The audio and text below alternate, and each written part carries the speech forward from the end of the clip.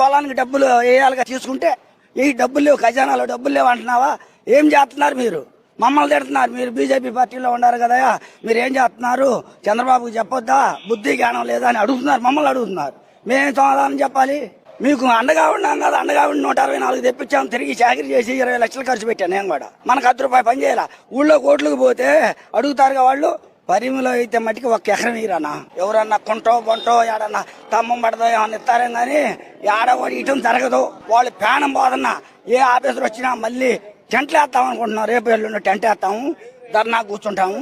అది మట్టికి అక్షరాలు జరిగింది, వాళ్ళకి మట్టి చెంటీరు. ఎందుకని అంటే స్మార్ట్ సిటీలు కడితేనే డెవలప్ అయింది కాబట్టి మీరు భూములు ఇవ్వాల్సింది. ఇంటర్నేషనల్ ఎయిర్పోర్ట్ పట్టుకొస్తామని చూస్తున్నారు కదా. ఎయిర్పోర్ట్ పట్టుకొచ్చి దేనికి? వాళ్ళు మన దిన చేయటానికి దేనికనా? వీళ్ళందరికి ఇస్తారా? ఇప్పుడు అందరికి ఇవ్వాలిగా. రేపు లేని వాళ్ళకి 5,000 10,000 ఇస్తావా? ఇలేవు. మళ్ళీ ఆ ఏళ్ళ ఏం చెప్పాము? 50 ఏళ్ళ వాళ్ళకి పింఛన్ అన్నాం, ఇచ్చాం.